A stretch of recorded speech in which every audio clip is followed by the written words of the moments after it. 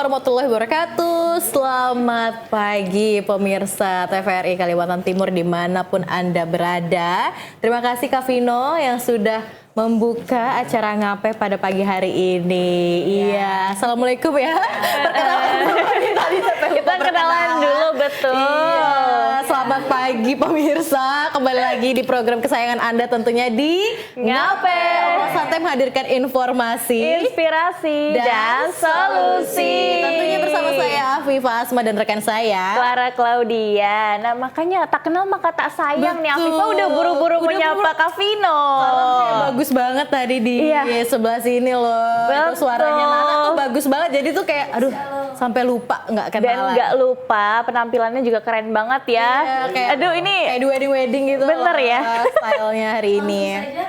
Oh langsung ya, promosinya jalan terus pokoknya. Iya benar. Oke, nah kalau membuka Ngape itu nggak lengkap kalau nggak pakai pantun, Afifah. Cakepnya ya, tolong. Boleh, boleh, cakep. Naik sepeda di pagi hari. Cakep. Melihat langit cerah berwarna. Cakep. Dampingi anak jelajahi dunia digital ini agar aman, tumbuh cerdas dan bijaksana.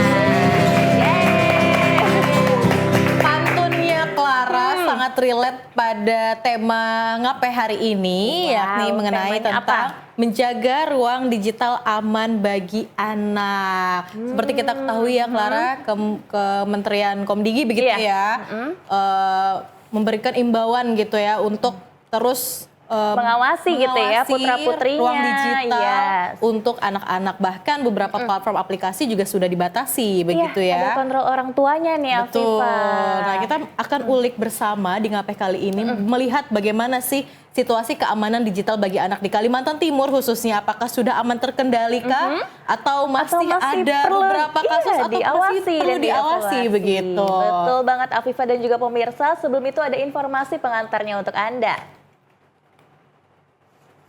Di tengah pesatnya perkembangan teknologi, ruang digital telah menjadi bagian tak terpisahkan dari kehidupan anak-anak. Akses terhadap YouTube, TikTok, hingga Instagram membuka peluang belajar dan berekspresi. Namun di balik itu, terdapat ancaman seperti konten tidak pantas, perundungan daring, hingga kecanduan layar yang dapat mempengaruhi tumbuh kembang mereka.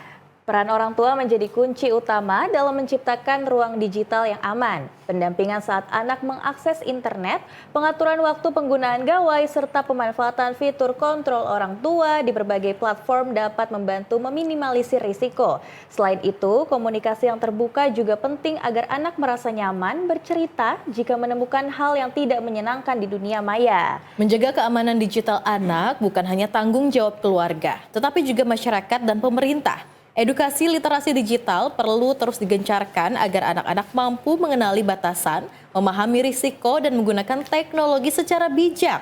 Dengan kolaborasi yang kuat, ruang digital dapat menjadi tempat yang aman, sehat, dan mendukung tumbuh kembang generasi masa depan. Nah ini kalau berbicara mengenai generasi masa depan nih memang harus kita perhatikan ya Afifah. Iya, Clara, betul sekali. Kita tidak usah berlama-lama ya. Kita udah gak sabar nih ya pengen chit-chat ya. Gitu ya sama narasumber kita yang sudah hadir di Ngape pada pagi hari ini. Langsung saja kita panggil terlebih dahulu ada Bapak Khalid Budairi selaku Kepala UPTD PPA Provinsi Kalimantan Timur dan juga Levika Imelva selaku Wakil 1 Putri Pelajar Kalimantan Timur 2026. Ya. Selamat pagi Bapak Khalid. Selamat pagi Pak Khalid. Halo Levika. Cantik ya. Silakan Bapak Levika. Iya. Selamat datang di Ngape ya Pak Levika. Iya Pak, ini kan kita berbicara tentang, saya ingin terlebih dahulu ke Bapak Khalid begitu. Ini kan berbicara tentang menjaga ruang digital aman bagi anak. Namun di Kalimantan Timur ini seperti apa Pak kasusnya bagi ruang digital aman bagi anak? Apakah sudah terkendalikah atau memang masih perlu dilakukan pengawasan begitu? Terima kasih ya Mbak.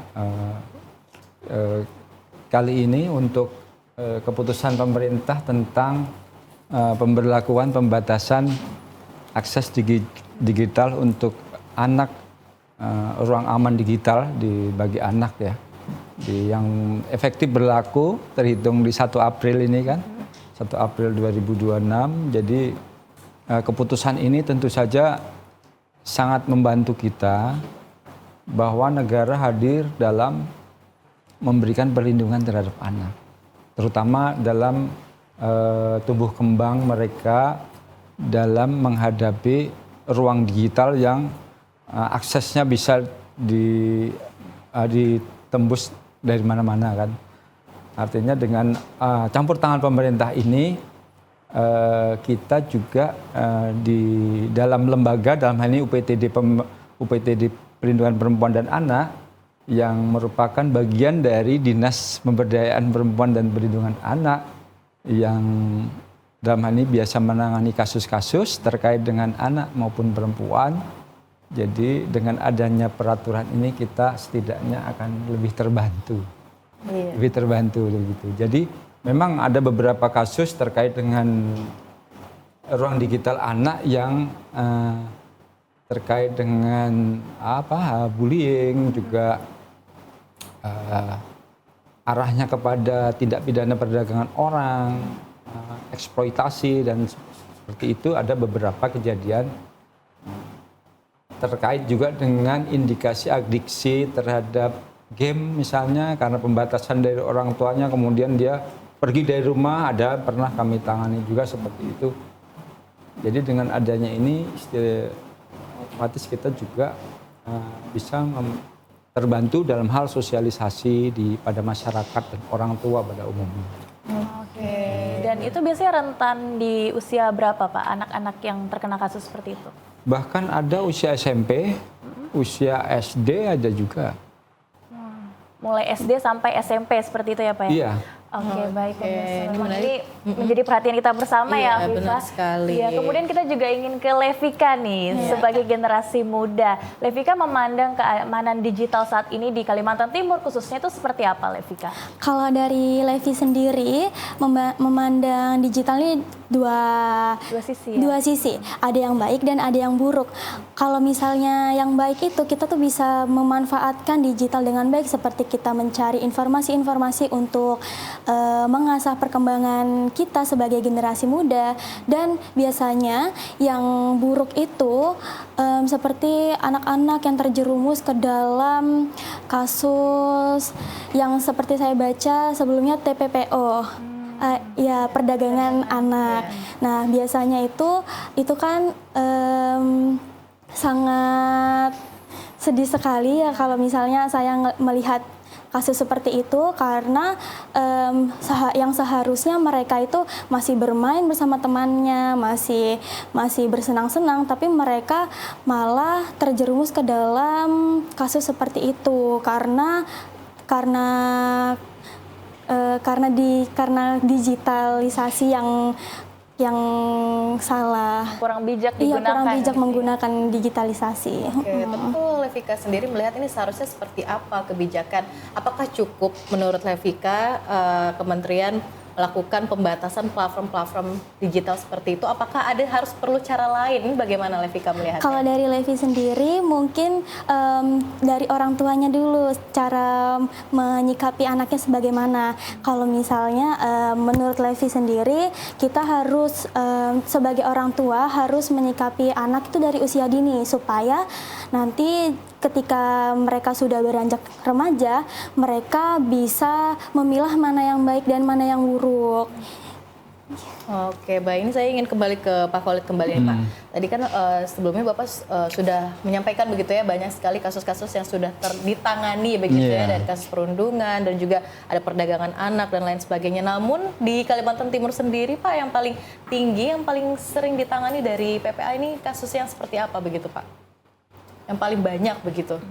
Yang paling banyak terkait dengan digital ini ya, ruang digital ini ya sebenarnya lebih kepada apa ya, scamming. Misalnya, dan itu anak-anak juga bisa? Usia anak itu kan di bawah 18 tahun ya, atau yang masih dalam kandungan. Nah, jadi misalnya dia berpacaran kemudian dengan pacarnya yang baru dikenal di dunia maya itu, dia diminta kemudian karena pacaran jarak jauh ya, kemudian secara seksual dia diminta misalnya melepaskan sebagian bajunya dan bla bla bla, kemudian mempertontonkan bagian tubuhnya dan ujung-ujungnya kemudian itu nanti pemerasan, ada unsur pemerasan seperti pengancaman itu, juga ya, Pak, ya? pengancaman, Gitu ya, Pak, ya? penyebarluasan foto begitu. Jadi ya seperti itu, beberapa juga penipuan seperti itu. Oke, bahkan anak-anak bisa rentan terkena scam dan penipuan begitu ya Pak ya? Modus-modus seperti itu ya Afif, Pak ya. Biasanya sih usia remaja ya, di atas usia SMP itu. Di antara 14 sampai 17, 18. Oke, namun tindakan yang dilakukan dari Dinas PPA ini seperti apa begitu Pak? Atau bekerja sama dengan lintas sektor terkait begitu? Tentunya. Tentunya kami dengan pihak yang berwajib dalam hal ini Polri, kemudian juga dengan Komdigi tentunya. Tentunya kami kalau melacak seperti itu kan peralatannya ada di Polri ya. Misalnya di luar provinsi, misalnya dari Kalteng sana, kemudian kita cari email daripada pelaku itu. Dalam kasus tertentu itu bisa dilacak, dan karena koordinasi di UPT PPA ini kebetulan di seluruh provinsi ada sampai kabupaten kota. Jadi kami misalnya dengan Kalteng misalnya, kami dengan UPT yang di Palangkaraya kami bisa mengakses bahkan kepada alamat yang dituju seperti Jadi itu. saling mengeling gitu Iya, ya Pak? termasuk dengan Polri juga kan di seluruh Indonesia. Jadi saling terhubung Kerjasama gitu ya. juga pastinya Iya. Afif, Pak. Nah, kemudian kan tadi Pak Khalid sudah berkata kasus-kasus yang terbilang masuk kriminal itu sudah ya Pak ya. Sangat kriminal. Sangat kriminal gitu. Nah, kalau misalkan kasus yang kecanduan gadget nih, mungkin saya ingin tanya ke Levi nih. Levi memandang hal itu seperti apa Levi? Misalnya anak-anak yang mulai balita aja tuh sudah kecanduan gadget. Nah, itu bagaimana Levi memandangnya? Kalau dari Levi memandang itu tuh sangat sangat miris sekali, khususnya kalau sebagai orang tua kan, kalau misalnya balita itu harusnya dibatasin ketika menggunakan gadget seperti menonton YouTube, menonton video-video anak-anak. Nah, dibatasi dan diawasi. Jadi kalau misalnya mereka menonton dengan video-video yang kurang enak untuk ditonton, jadi orang tua itu bisa mengawasinya dengan baik. Jadi ketika balita Terus-terusan main HP. terus-terusan main HP itu harus diambil aja sih HP-nya kalau menurut Levi sendiri. Kalau bisa nggak usah perlu dikasih sama sekali ya. Karena kan masih balita ya Kak. Iya. Jadi supaya tidak kebiasaan nanti kalau misalnya udah usia remaja, udah usia masa-masa pertumbuhan, supaya mereka otak mereka itu tidak terkontaminasi dengan Hal-hal layar yang- HP. Karena layar HP kan benar-benar buruk banget kan. Karena banyak sekali dampaknya begitu ya, Iya. kayak ada speech delay, akhirnya ke anak-anak, akhirnya jadi suka tantrum begitu ya. Kalau nggak dikasih, terus kesehatan matanya juga Kesehatan pasti. mata, karena sepertinya meningkat gitu ya di rumah sakit mata tuh anak-anak tuh. Sudah banyak mulai tuh yang minus pakai ya, kasihan kacamata-kaca minus begitu ya. Ini menarik banget ya Clara. Kita masih akan bahas lagi, namun jangan kemana-mana, tetap bersama kami di Ngape.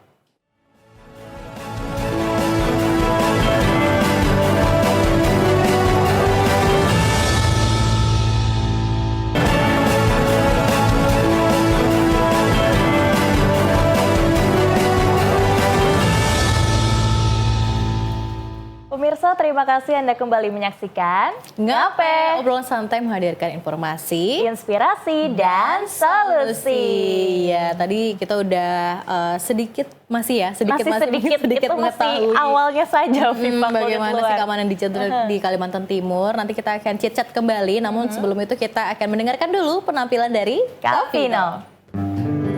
Iya, terima kasih Kavino. Tenang Lemes ya. banget sih. Tenang, ini bukan perjumpaan kita yang terakhir loh. Ini masih galau awal. banget Masih emang awal nih. Masih ada hari esok. Betul, esok pokoknya. Oke, kita akan kembali lagi membahas menjaga ruang digital aman bagi anak. Saya ingin kembali ke Pak Khalid begitu Pak. Di UPTD ini kan lebih ke penindakan begitu ya. Namun dari PP sendiri apakah ada program-program gitu yang berjalan yang sesuai dengan masih cangkupannya tentang digital ini begitu Pak?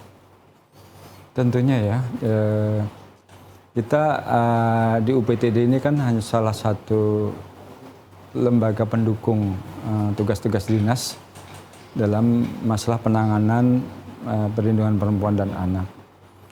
Tapi dari sisi lain ada beberapa tusi dinas yang terkait dengan sosialisasi, edukasi kepada masyarakat maupun dalam hal ini siswa misalnya dalam hal pencegahan dalam mengantisipasi penyalahgunaan dalam ruang digital. Tentunya itu berkoordinasi dengan lintas sektor.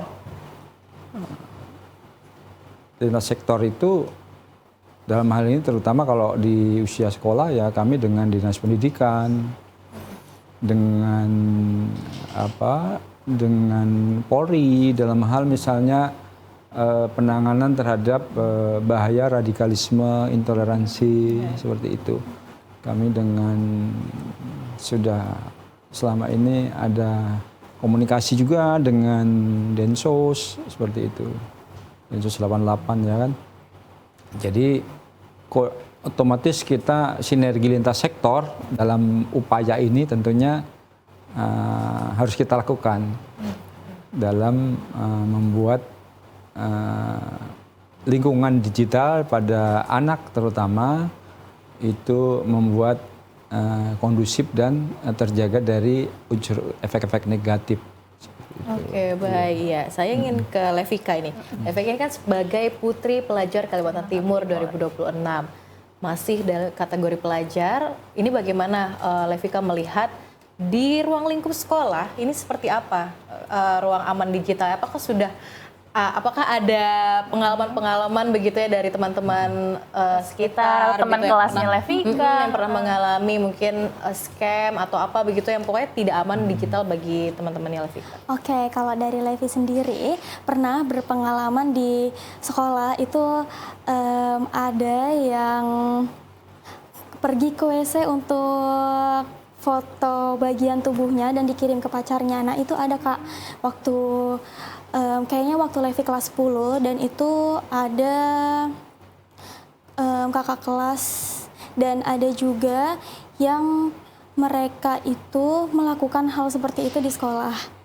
Oh. Ya itu parah banget dan saya tuh kaget banget. Nah maka dari itu dan saya juga sebagai anggota PIKR kan Kak, jadi biasanya kita melakukan edukasi ke kelas-kelas, edukasi terkait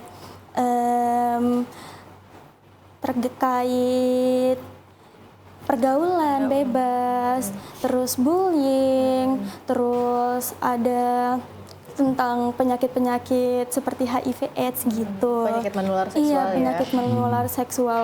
Karena di usia-usia seperti itu tuh masih usia-usia yang masih labil kan Kak, masih kayak pengen coba-coba hal baru. Mencari jati diri. Mencari jati diri. Baik. Dan tentunya juga edukasi mengenai digitalisasi ini ya, Levi. Iya, benar banget. Dan sekarang juga ada program baru kan dari pemerintah juga kalau misalnya di saat jam pelajaran HP dikumpulkan supaya tidak terganggu pelajaran. Nah, di situ ada lemari HP-nya Kak, ditaruh di depan, di samping papan tulis, biasanya seperti itu. Dan itu terus dilakukan ya Levi, nggak ada yang curang-curang gitu ya? Insya Allah nggak ada. Kalau ada yang bawa 2 HP, kita nggak tahu. Oke, tapi kalau menurut Levi sendiri sebenarnya penggunaan gadget ini umumnya untuk dari usia sampai berapa sih begitu? Apakah perlu anak-anak mungkin sekolah menengah pertama seperti SMP perlu menggunakan gadget yang berlebihan untuk aktivitas sekolah begitu ya? Karena tidak kita pungkiri begitu ya Clara, di zaman era digitalisasi serba digital, belajar pun menggunakan gadget. Iya, begitu. ujian-ujian juga biasa pakai Google Forms. Betul, ini seperti apa sih?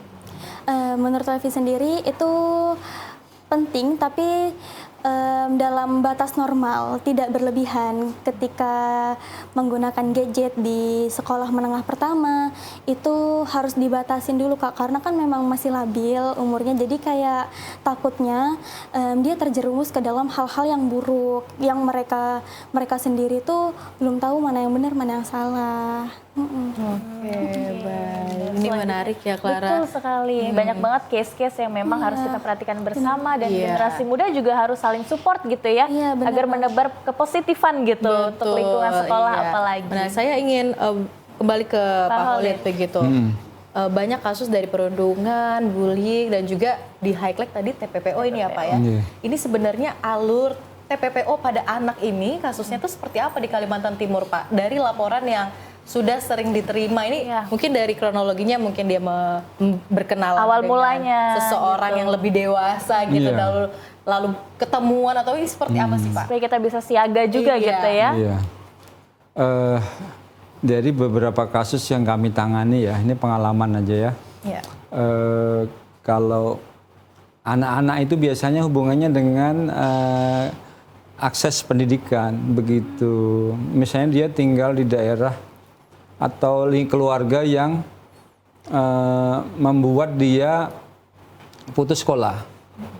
Ketika kemudian putus sekolah itu aksesnya kemungkinan adalah ini di usia di usia 15, 16, 17, 18 seperti itu. Yang dikatakan anak tadi, usia anak.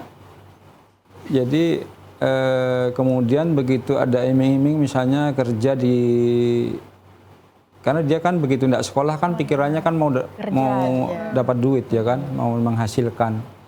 Begitu ada iming-iming kemudian kerja di kafe atau di tempat lain yang itu menurut dia itu uang yang cukup buat dia, Cukup besar lah ya, Pak, ya. cukup buat dia beraktualisasi bagi dia kan, bisa beli HP, bisa. Nah begitu ujung-ujungnya nanti kemudian arahnya kan kalau kerja di kafe misalnya kan arahnya kan malam itu otomatis berinteraksi dengan orang-orang dewasa ya, orang laki-laki dewasa ya di situ ya. Ya hubungannya akhirnya arahnya ke eksploitasi seksual. Walaupun mungkin waktu berangkat dia nggak tahu kan lingkungannya seperti apa yang digambarkan di situ, tapi karena kondisi ya akhirnya dia terjebak dalam situasi seperti itu.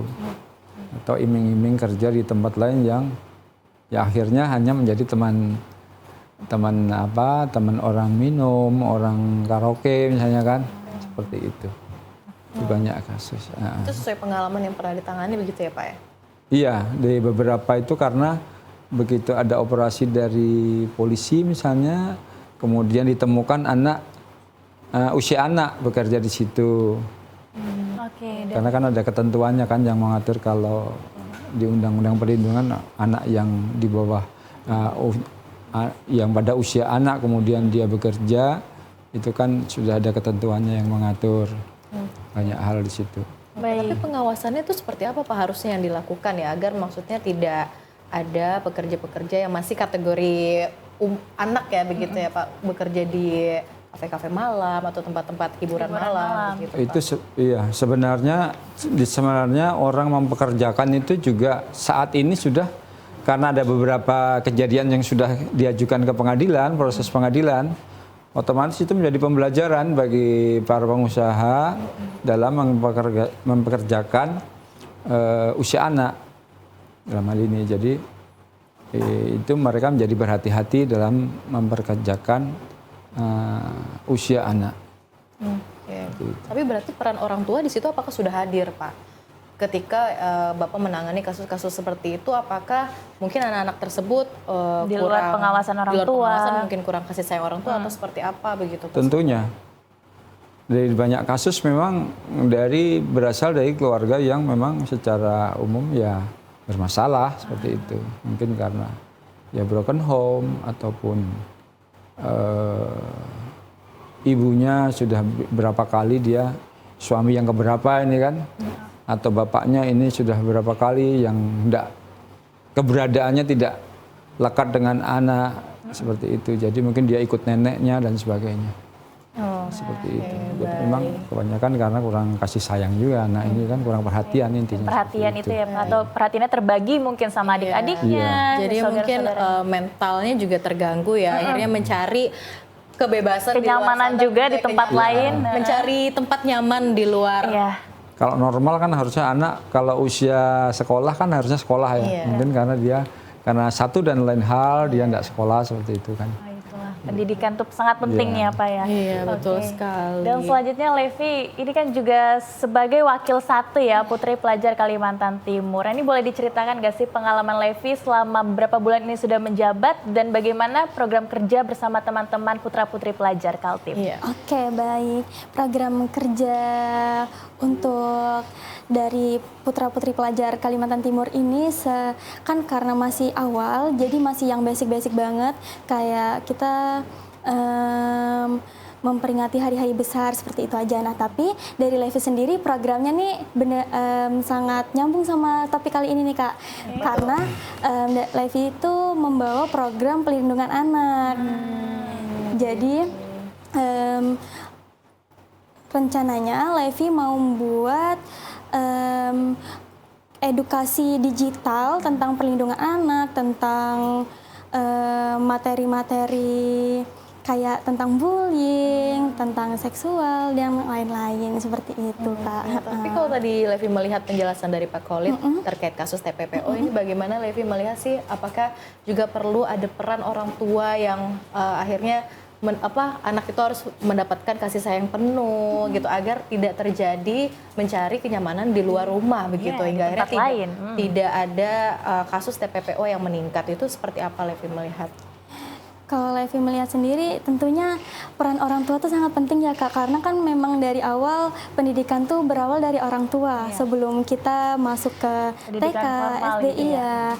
Nah jadi ketika anak-anak yang mengalami masalah dalam keluarganya itu benar-benar harus bisa memilah mana yang baik mana yang buruk kan Kak.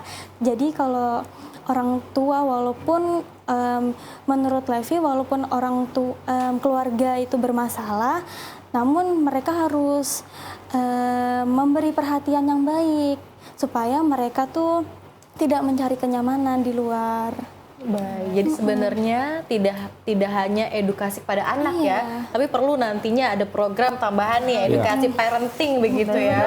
Jadi ketika sebutannya broken home, tapi dia bisa menempatkan posisinya dia sebagai orang tua ya, ketika dia sudah memiliki anak begitu. Betul, karena kan memang boleh mungkin suami istri berpisah tapi tidak ada yang namanya mantan anak gitu ya. Betul sekali. Pemirsa, ini pembahasan juga semakin menarik, namun jangan kemana-mana, tetaplah bersama kami di Ngape.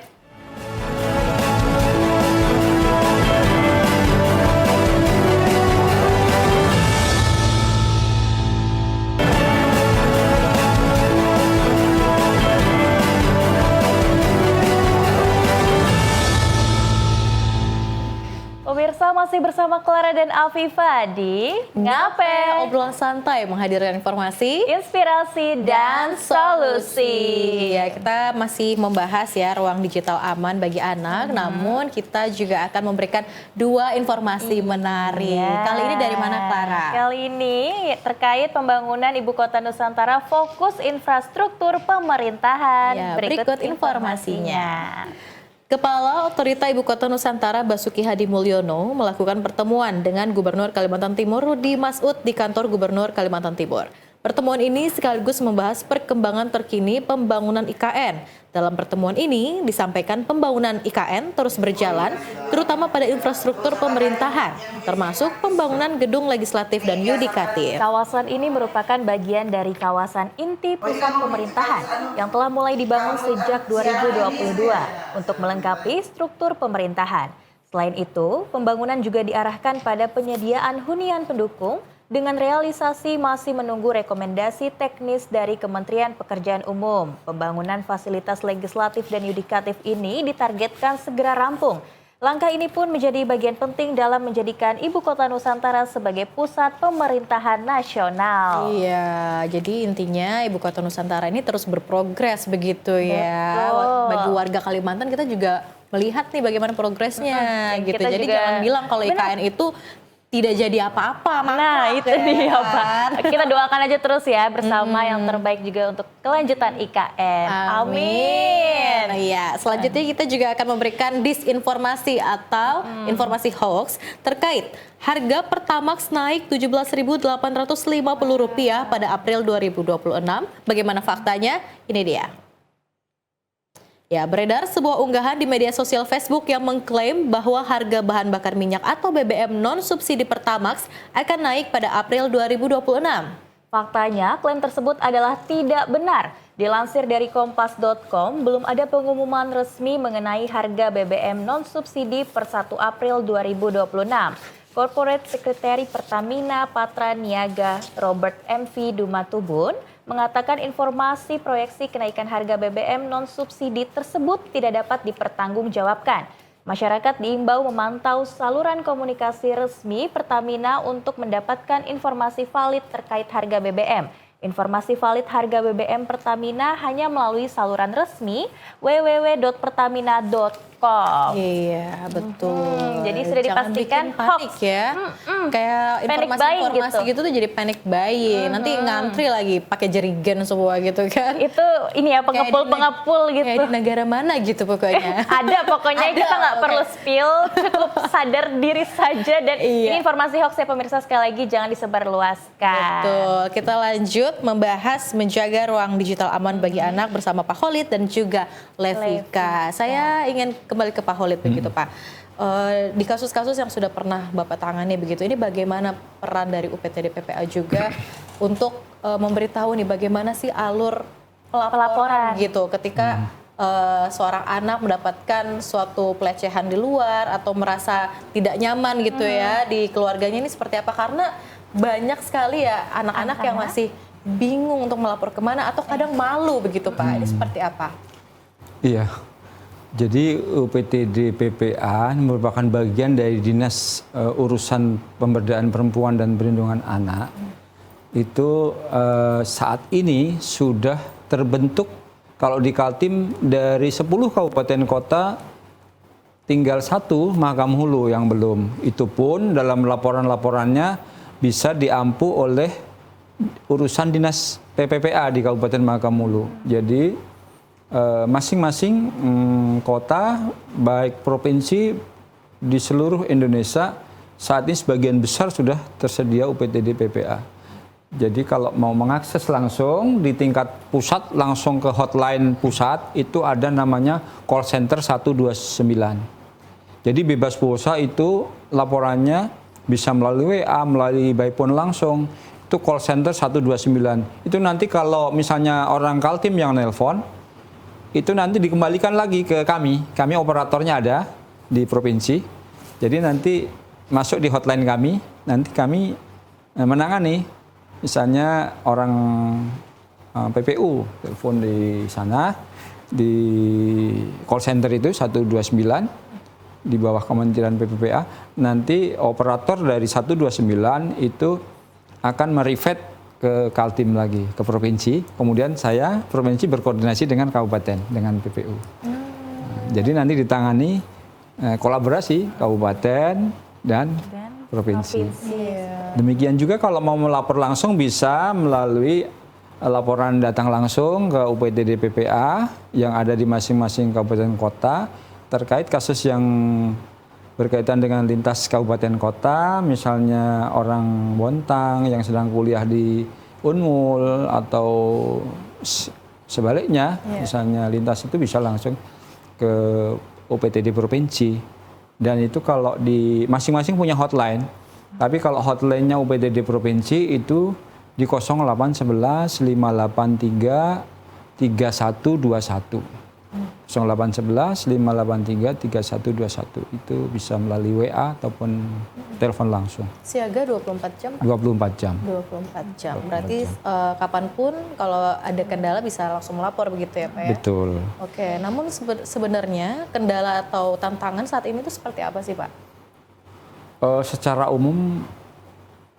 umum dengan kami dengan adanya efisiensi kemarin itu kami untuk SDM-nya karena saat ini belum sepenuhnya belum sepenuhnya tertangani di UPTD bagian-bagiannya. Jadi kami di 2025 dari komposisi yang SDM yang terkait ada konselor hukum, ada psikolog. Nah di 2026 ini karena pengaruh efisiensi kami juga itu jadi karena ada beberapa yang salary-nya tidak sesuai kan, jadi kemudian ada yang pilih resign dan sebagainya. Jadi kami saat ini malah berkurang SDM-nya untuk ini.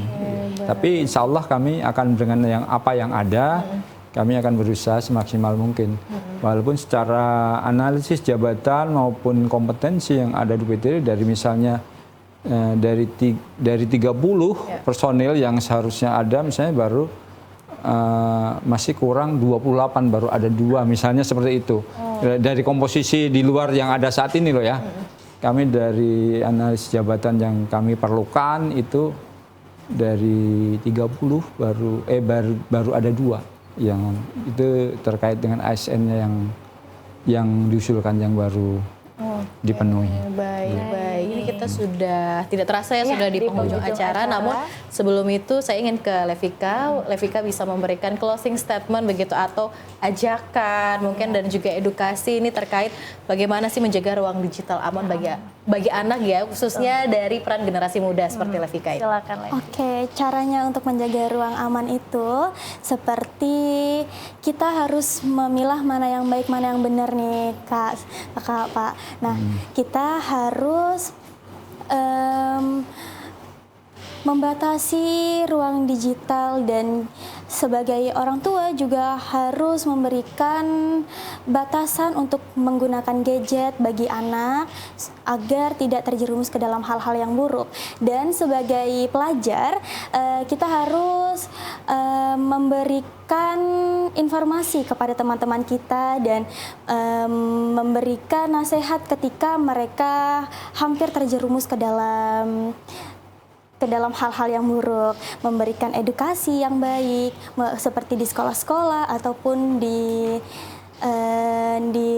mana saja. Iya, di mana saja. Seperti kayak biasanya di taman gitu kan banyak anak-anak. Jadi kita bisa bermain bersama anak-anak, kita bisa memberikan berbagai informasi-informasi yang baik. Baik, hal yang sama begitu untuk Pak Khalid. Pak, singkat saja closing statement apa yang ingin Bapak sampaikan atau imbauan gitu kepada orang tua dan juga anak-anak. Dalam menjaga ruang digital yang aman bagi anak, tentunya peran orang tua, peran keluarga dalam hal ini sangat vital ya. Tapi kemudian dengan adanya PP Tunas ini, negara hadir atau pemerintah ikut berperan dalam upaya mengamankan anak dari sisi-sisi negatif terhadap ruang digital yang dalam hal ini bisa merugikan secara fisik maupun psikis maupun edukasi ya. Jadi intinya kita dalam hal ini ada sinergi lintas sektor. Sinergi lintas sektor untuk keamanan ruang digital. Dan harapannya juga tahun-tahun ke depannya kasusnya juga terus menurun gitu ya Pak ya. Kasus pelanggaran seperti Tidak ini. ada lagi laporan-laporan yang seperti itulah ya. Baik, amin. Terima kasih sekali lagi kepada Bapak Khalid Budairi selaku Kepala UPTD PPA Provinsi Kalimantan Timur dan juga Levika Imelva sebagai Wakil 1 Putri Pelajar Kalimantan Timur 2020. Terima kasih Pak Levika udah hadir bersama kami di Ngapeh pada pagi hari ini.